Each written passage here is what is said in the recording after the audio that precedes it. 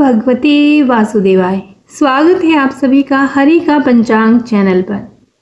आज पूर्णिमा का व्रत है। आज के दिन श्री सत्यनारायण कथा अवश्य ही सुननी चाहिए। इससे कई करोड़ यज्ञों के समान फल प्राप्त होता है। शास्त्रों के अनुसार ऐसा माना गया है कि इस कथा को सुनने वाला व्यक्ति अगर व्रत रखता है तो उसके जीवन के दुखों को श्री हरि विष्णु खुद ही हर लेते हैं। स्कंद पुराण के अनुसार भगवान सत्यनारायण श्री हरि विष्णु का ही दूसरा रूप है। इस कथा की महिमा को भगवान सत्यनारायण ने अपने मुख से देव ऋषि नारद को बताया है।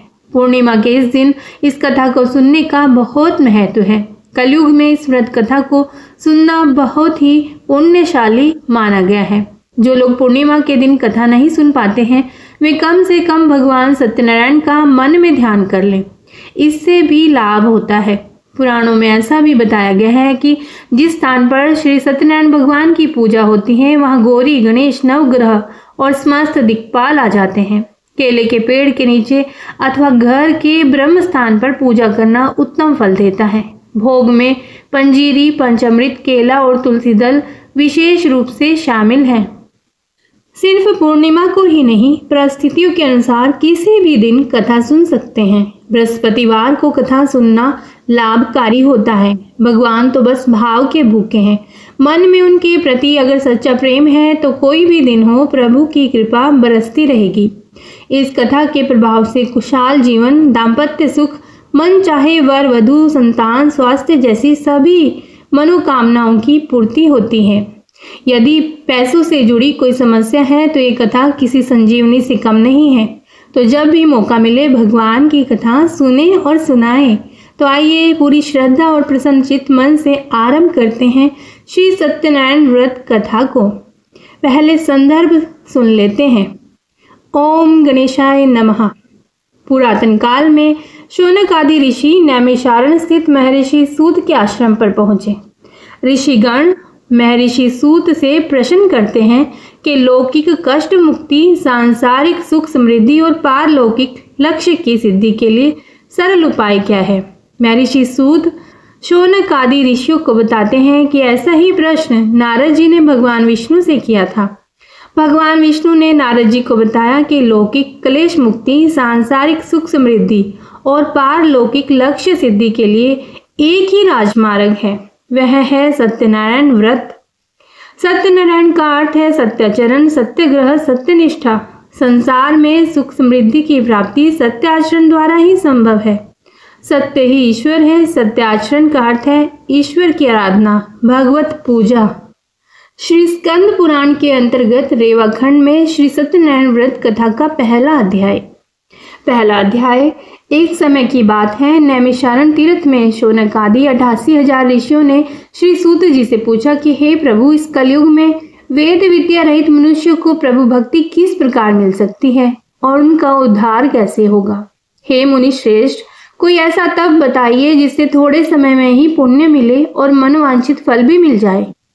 इस प्रकार की कथा सुनने की हम इच्छा रखते हैं। सर्वशास्त्रों के ज्ञाता श्री सूत जी बोले, हे वैष्णवों में पूज्य, आप सभी ने प्राणियों के हित की बात पूछी है, इसीलिए मैं एक श्रेष्ठ व्रत को आप लोगों को बताऊंगा जिसे नारद जी ने लक्ष्मी नारायण जी से पूछा था और लक्ष्मीपति ने मुनि श्रेष्ठ नारद जी से कहा था। आप सब इसे ध्यान से सुनिए। एक समय की बात है, योगी राज नारद जी दूसरों के हित की इच्छा के लिए अनेकों लोकों में घूमते हुए मृत्युलोक में आ पहुंचे। यहाँ उन्होंने अनेक योनियों में जन्मे प्राय सभी मनुष्यों को अपने कर्मों द्वारा अनेक दुखों से पीड़ित देखा। उनका दुख देखकर नारद जी सोचने लगे कि कैसे यत्न किया जाए कि जिसके करने से निश्चित रूप से मानव के दुखों का अंत हो जाए। इसी विचार पर मनन करते हुए वह विष्णु लोक में गए। वहां वह देवों के ईश नारायण की स्तुति करने लगे, जिनके हाथों में शंख, चक्र, गदा और पद्म थे, गले में वरमाला पहने हुए थे। स्तुति करते हुए नारद जी बोले, हे भगवान, आप अत्यंत शक्ति से संपन्न हैं। मन तथा वाणी भी आपको नहीं पा सकती है। आपका आदि, मध्य तथा अंत नहीं है। निर्गुण स्वरूप सृष्टि के कारण भक्तों को दुख दूर करने वाले हैं। आपको मेरा नमस्कार है। नारद जी की स्तुति सुनकर विष्णु भगवान बोले, हे मुनि श्रेष्ठ, आपके मन में क्या बात है? आप किस काम के लिए पधारे हैं? उसे निसंकोच कहो। इस पर नारद मुनि बोले कि मृत्युलोक में अनेक योनियों में जन्मे मनुष्य अपने कर्मों के द्वारा अनेकों दुख से दुखी हो रहे हैं। हे नाथ, आप मुझ पर दया रखते हैं तो बताइए कि वो मनुष्य थोड़े प्रयास से ही अपने दुखों से कैसे छुटकारा पा सकते हैं। श्री हरि बोले, हे नारद, मनुष्यों की भलाई के लिए तुमने बहुत अच्छी बात पूछी है, जिसके करने से मनुष्य मोह से छूट जाता है। वह बात मैं कहता हूँ, उसे सुनो। स्वर्गलोक और मृत्युलोक दोनों में एक दुर्लभ उत्तम व्रत है जो पुण्य देने वाला है। आज प्रेमवश होकर मैं तुम्हें कहता हूँ। श्री सत्यनारायण भगवान का यह व्रत अच्छी तरह विधान पूर्वक करके मनुष्य तुरंत ही यहाँ सुख भोग कर मरने पर मोक्ष पाता है। श्री हरि के वचन सुनकर नारद जी बोले कि उस व्रत का फल क्या है और उसका विधान क्या है? यह व्रत किसने किया था? इस व्रत को किस दिन करना चाहिए? सभी कुछ विस्तार से बताइए। नारद जी की बात सुनकर श्री हरि बोले, दुख और शोक को दूर करने वाला, यह सभी स्थानों पर विजय दिलाने वाला है। मानव को भक्ति और श्रद्धा के साथ शाम को श्री सत्यनारायण की पूजा धर्म परायण होकर ब्राह्मणों और बंधुओं के साथ करनी चाहिए। भक्ति भाव से ही नैवेद्य केले का फल, घी, दूध और गेहूं का आटा सवाया ले। गेहूं के स्थान पर साठी का आटा, शक्कर और गुड़ लेकर और सभी भक्षण योग्य पदार्थों को मिलाकर भगवान को भोग लगाएं। ब्राह्मणों सहित बंधु बांधवों को भी भोजन कराएं। उसके बाद स्वयं भोजन करें। भजन कीर्तन के साथ भगवान की भक्ति में लीन हो जाएं। इस तरह से सत्यनारायण भगवान का यह व्रत करने पर मनुष्य की सारी इच्छाएं निश्चित रूप से पूरी होती हैं। इसी कलिकाल अर्थात कलयुग में मृत्युलोक में मोक्ष का यही एक सरल उपाय बताया गया है। बोलिए सत्यनारायण भगवान की जय। आइए दूसरा अध्याय आरंभ करते हैं। श्री सूत जी बोले, हे ऋषियों, जिसने पहले समय में इस व्रत को किया था उसका इतिहास कहता हूँ, ध्यान से सुनो। सुंदर काशीपुरी नगरी में एक अत्यंत निर्धन ब्राह्मण रहता था। भूख प्यास से परेशान वह धरती पर घूमता रहता था। ब्राह्मणों से प्रेम करने वाले भगवान ने एक दिन ब्राह्मण का वेश धारण करके उसके पास जाकर पूछा, हे विप्र, नित्य दुखी होकर तुम पृथ्वी पर क्यों घूमते हो? दीन ब्राह्मण बोला, मैं निर्धन ब्राह्मण हूँ, भिक्षा के लिए धरती पर घूमता हूँ। हे भगवान, यदि आप इसका कोई उपाय जानते हैं तो बताइए। वृद्ध ब्राह्मण कहता है कि सत्यनारायण भगवान मनोवांछित फल देने वाले हैं, इसीलिए तुम उनका पूजन करो। इसे करने से मनुष्य सभी दुखों से मुक्त हो जाता है। वृद्ध ब्राह्मण बनकर आए सत्यनारायण भगवान उस निर्धन ब्राह्मण को व्रत का सारा विधान बताकर अंतर्ध्यान हो गए। ब्राह्मण मन ही मन सोचने लगा कि जिस व्रत को वृद्ध ब्राह्मण करने को कह गए हैं मैं उसे जरूर करूंगा। यह निश्चय करने के बाद उसे रात में नींद नहीं आई। वह सवेरे उठकर सत्यनारायण भगवान के व्रत का निश्चय करके भिक्षा के लिए चला गया। उस दिन निर्धन ब्राह्मण को भिक्षा में बहुत धन मिला, जिससे उसने बंधु बांधवों के साथ मिलकर श्री सत्यनारायण भगवान का व्रत संपन्न किया। भगवान सत्यनारायण का व्रत संपन्न करने के बाद वह निर्धन ब्राह्मण सभी दुखों से छूट गया और अनेक प्रकार की संपत्तियों से युक्त हो गया। उसी समय से यह ब्राह्मण हर माह इस व्रत को करने लगा। इस तरह से सत्यनारायण भगवान के व्रत को जो मनुष्य करेगा वह सभी प्रकार के पापों से छूटकर मोक्ष को प्राप्त करेगा।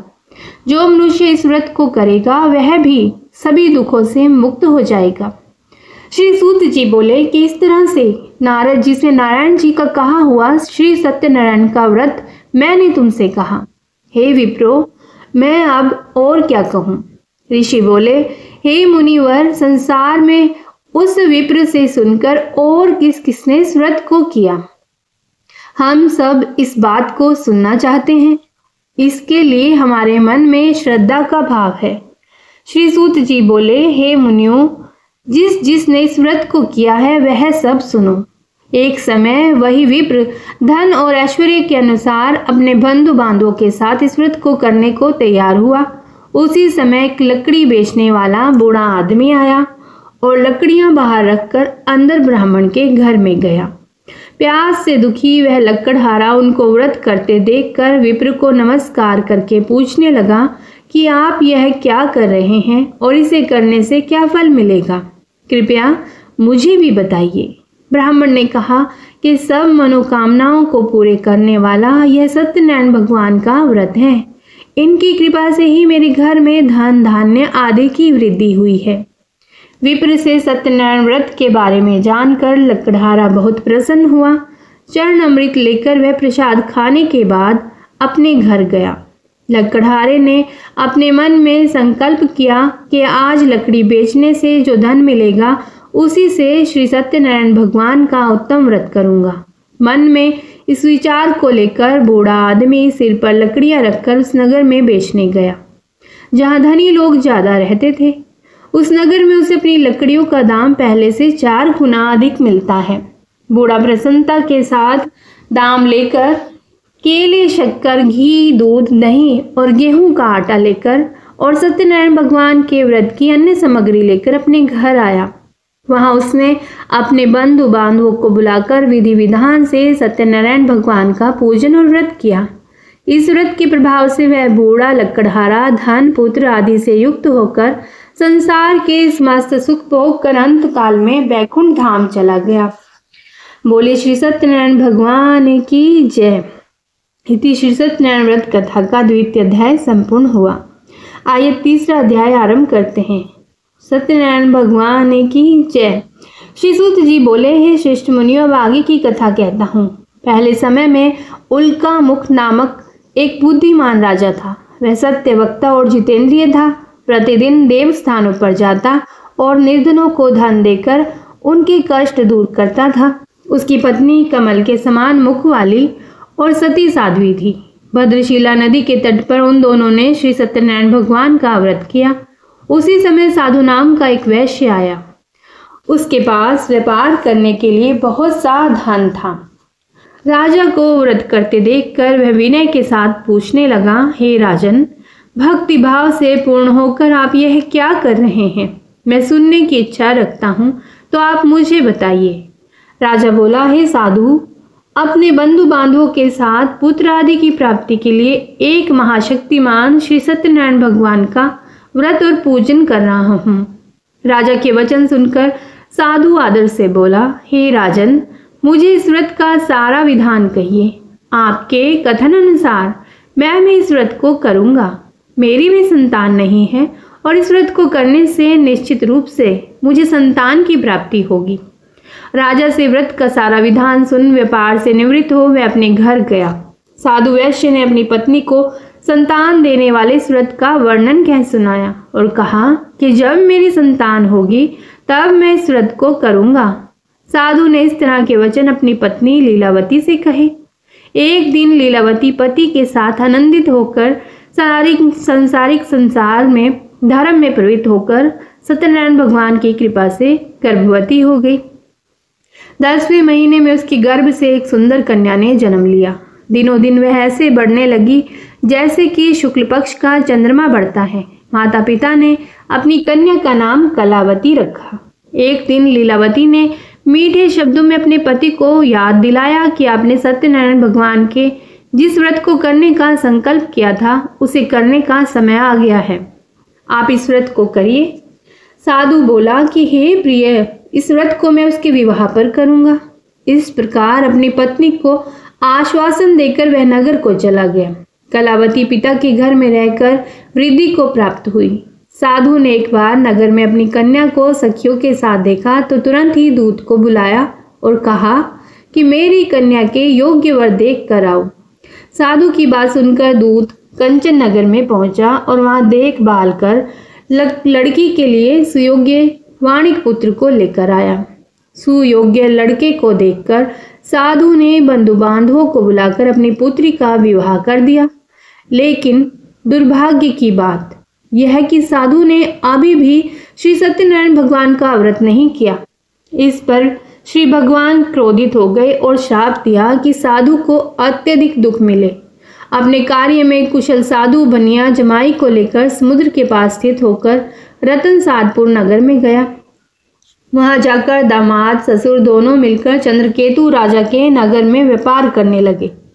एक दिन भगवान सत्यनारायण की माया से एक चोर राजा का धन चुराकर भाग रहा था। उसने राजा के सिपाहियों को अपना पीछा करते देख चुराया हुआ धन वहां रख दिया जहां साधु अपनी जमाई के साथ ठहरा हुआ था। राजा के सिपाहियों ने साधु वैश्य के पास राजा का धन पड़ा हुआ देखा तो वह ससुर जमाई दोनों को बांधकर प्रसन्नता से राजा के पास ले गए और कहा कि उन दोनों चोरों को हम पकड़ लाए हैं, आप आगे की कार्यवाही की आज्ञा दें। राजा की आज्ञा से उन दोनों को कठिन कारावास में डाल दिया और उनका सारा धन भी उनसे छीन लिया गया। श्री सत्यनारायण भगवान से श्राप से साधु की पत्नी भी बहुत दुखी हुई। घर में जो भी धन रखा था उसे चोर चुरा कर ले गए। शारीरिक और मानसिक पीड़ा और भूख प्यास से अति दुखी हो अन्न की चिंता में कलावती किसी ब्राह्मण के घर गई। वहां उसने श्री सत्यनारायण भगवान का व्रत होते देखा, फिर कथा भी सुनी। वह प्रसाद ग्रहण कर रात को घर वापस आई। माता ने कलावती से पूछा कि हे पुत्री, अब तुम कहाँ थी, तेरे मन में क्या है? कलावती ने अपनी माता से कहा, हे माता, मैंने एक ब्राह्मण के घर में श्री सत्यनारायण भगवान का व्रत देखा है। कन्या के वचन सुनकर लीलावती भगवान के पूजन की तैयारी करने लगी। लीलावती ने पारिवारिक बंधुओं सहित सत्यनारायण भगवान का पूजन किया और उनसे वर मांगा कि मेरे पति और जमाई शीघ्र ही घर पर आ जाएं। साथ ही यह भी प्रार्थना की कि हम सब का अपराध क्षमा करें। श्री सत्यनारायण भगवान इस व्रत से संतुष्ट हो गए और राजा चंद्रकेतु को सपने में दर्शन देकर कहा कि हे राजन, तुम उन दोनों वैश्यों को छोड़ दो। तुमने उनका जो भी धन लिया है उसे वापस कर दो। अगर ऐसा नहीं किया तो मैं तुम्हारा धन, राज्य और संतान सभी को नष्ट कर दूंगा। राजा को यह सब कहकर वह अंतर ध्यान हो गए। प्रातःकाल सभा में राजा ने अपना सपना सुनाया और फिर बोले कि वाणिक पुत्रों को कैद से मुक्त कर सभा में लाओ। दोनों ने आते ही राजा को प्रणाम किया। राजा मीठी वाणी में बोला, हे महानुभाव, भाग्यवश ऐसा कठिन दुख तुम्हें प्राप्त हुआ है, लेकिन अब तुम्हें कोई भय नहीं है। ऐसा कहकर राजा ने उन दोनों को नए वस्त्र आभूषण भी पहनाए और जितना धन उनका लिया था उससे दुगना धन वापस कर दिया। दोनों वैश्य अपने घर को चल दिए। इति श्री सत्यनारायण भगवान व्रत कथा का 3य अध्याय संपूर्ण। बोलिए श्री सत्यनारायण भगवान की जय। आइए 4th अध्याय आरंभ करते हैं। श्री सूत जी बोले, वैश्य ने मंगलाचार कर अपनी यात्रा आरंभ की और अपने नगर की ओर चल दिए। उनके थोड़ी दूर जाने पर एक दंडी वेशधारी श्री सत्यनारायण ने उनसे पूछा, हे साधु, तेरी नाव में क्या है? अभिवाणी वणिक हंसता हुआ बोला, हे दंडी, आप क्यों पूछते हो? क्या धन लेने की इच्छा है? मेरी नाव में तो बेल और पत्ते भरे हुए हैं। वैश्य के कठोर वचन सुनकर भगवान बोले, तुम्हारा वचन सत्य हो। दंडी ऐसे वचन कहकर वहां से दूर चले गए। कुछ दूर जाकर समुद्र के किनारे बैठ गए। दंडी के जाने के बाद साधु वैश्य ने नित्य क्रिया के पश्चात नाव को ऊंची उठते देखकर अचंभा माना और नाव में बेलपत्ते आदि देखकर वह मूर्छित होकर जमीन पर गिर पड़ा।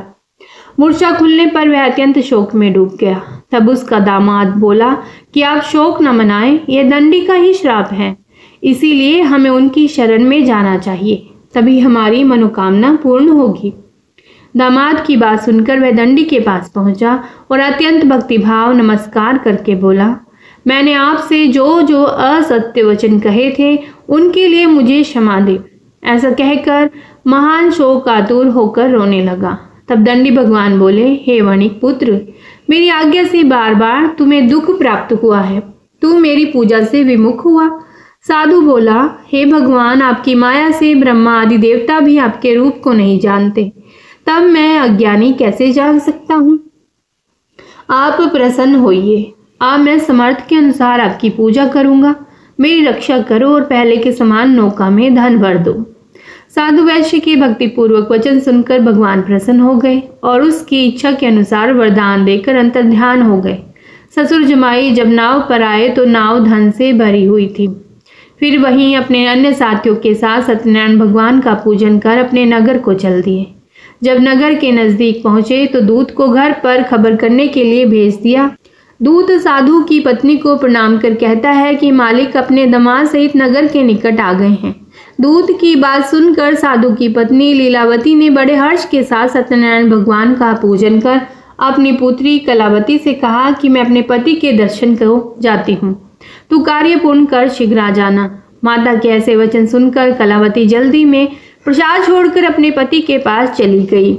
प्रसाद की अवज्ञा के कारण श्री सत्यनारायण भगवान रुष्ट हो गए और नाव सहित उसके पति को पानी में डुबो दिया। कलावती अपने पति को वहां ना पाकर रोती हुई जमीन पर गिर गई।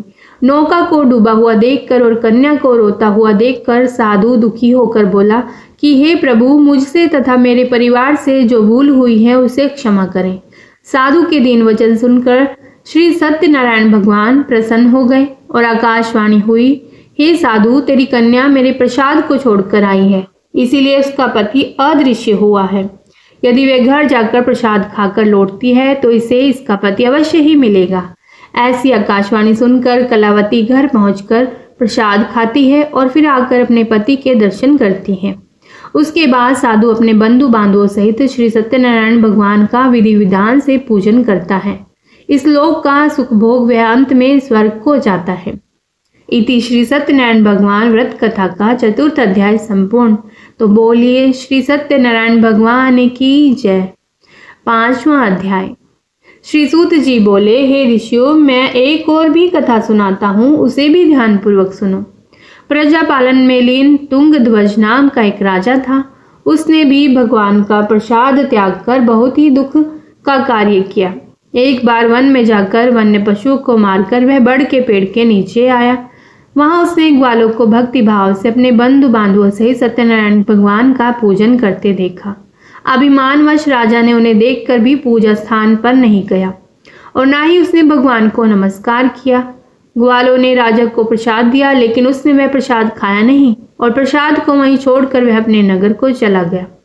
जब वह नगर में पहुंचा तो वहां सब कुछ तहस नहस हुआ पाया, तो वह शीघ्र ही समझ गया कि यह सब भगवान ने ही किया है। वह दोबारा ग्वालों के पास पहुंचा और विधि पूर्वक पूजा करके प्रसाद खाया तो श्री सत्यनारायण भगवान की कृपा से सब कुछ पहले जैसा हो गया। दीर्घकाल तक सुख भोगने के बाद मरण उपरांत उसे स्वर्गलोक की प्राप्ति हुई। जो मनुष्य परम दुर्लभ इस व्रत को करेगा तो भगवान सत्यनारायण की अनुकंपा से उसे धन धान्य की प्राप्ति होगी। निर्धन धनी हो जाता है और भय मुक्त होकर जीवन जीता है। संतानहीन मनुष्य को संतान सुख मिलता है और सारे मनोरथ पूर्ण होने पर मानव अंतकाल में वैकुंठ धाम को जाता है। श्री सूत जी बोले, जिन्होंने पहले इस व्रत को किया है, अब उनके दूसरे जन्म की कथा कहता हूँ। वृद्ध शतानंद ब्राह्मण ने सुदामा का जन्म लेकर मोक्ष की प्राप्ति की। लकड़हारे ने अगले जन्म में निषाद बनकर मोक्ष प्राप्त किया। उल्कामुख नाम का राजा दशरथ होकर वैकुंठ को गए। साधु नाम के वैश्य ने मोरध्वज बनकर अपने पुत्र को आरे से चीरकर मोक्ष पाया। महाराज तुंगध्वज ने स्वयंभू होकर भगवान में भक्ति पूर्वक होकर कर्म कर मोक्ष पाया। इति श्री सत्यनारायण व्रत कथा का 5वां अध्याय संपूर्ण। तो बोलिए श्री सत्यनारायण भगवान की जय। कथा सुनने के बाद श्री सत्यनारायण जी की आरती करें और अंत में 3 बार प्रदक्षिणा करके आटे की पंजीरी में विविध फल और दही लस्सी का चरणामृत बनाकर सभी लोग प्रसाद स्वरूप बांटे और स्वयं भी ग्रहण करें। ओम जय लक्ष्मी रमणा स्वामी, जय लक्ष्मी रमणा सत्यनारायण स्वामी, जनपातक हरणा श्री जय लक्ष्मी रमणा। रतन जड़ित सिंहासन अद्भुत छवि राजे, प्रभु अद्भुत छवि राजे। नारद करत निराजन, नारद करत निराजन, घंटा ध्वनि बाजे श्री जय लक्ष्मी रमणा। प्रकट भये कलि कारण, द्विज को दरस दियो, प्रभु द्विज को दरस दियो। बूढ़ो ब्राह्मण बनकर, बूढ़ो ब्राह्मण बनकर, कंचन महल कियो श्री जय लक्ष्मी रमणा। दुर्बल भील कठारो जिन पर कृपा करी प्रभु जिन पर कृपा करी। चंद्रचूड़ एक राजा चंद्रचूड़ एक राजा तिनकी विपद हरि श्री जय लक्ष्मी रमणा। वैश्य मनोरथ पायो श्रद्धा तज दीनी प्रभु श्रद्धा तज दीनी। सो फल भोग्य प्रभु जी सो फल भोग्य प्रभु जी फिर स्तुति कीनी श्री जय लक्ष्मी रमणा। भाव भक्ति के कारण छिन छिन रूप धर्यो प्रभु छिन छिन रूप धर्यो। श्रद्धा धारण कीनी श्रद्धा धारण कीनी तिनको काज सर्यो श्री जय लक्ष्मी रमणा। ग्वाल बाल संग राजा वन में भक्ति करी प्रभु वन में भक्ति करी। मन वांछित फल दीनो मन वांछित फल दीनो दीन दयाल हरि श्री जय लक्ष्मी रमणा। चढ़त प्रसाद सवायो कदली फल मेवा प्रभु कदली फल मेवा। धूप दीप तुलसी से धूप दीप तुलसी से राजी सतदेवा। ओम जय लक्ष्मी रमणा श्री जय लक्ष्मी रमणा। सत्यनारायण जी की आरती जो कोई नर गावे प्रभु प्रेम सहित गावे। तन मन सुख संपत्ति तन मन सुख संपत्ति मन वांछित फल पावे श्री जय लक्ष्मी रमणा। श्री जय लक्ष्मी रमणा स्वामी जय लक्ष्मी रमणा। सत्यनारायण स्वामी सत्यनारायण स्वामी जन पातक हरण श्री जय लक्ष्मी रमणा। बोलिए लक्ष्मीपति नारायण भगवान की जय। सत्यनारायण व्रत का अनुष्ठान करके मनुष्य सभी दुखों से मुक्त हो जाता है। कलिकाल में सत्य की पूजा विशेष रूप से फलदायी होती है।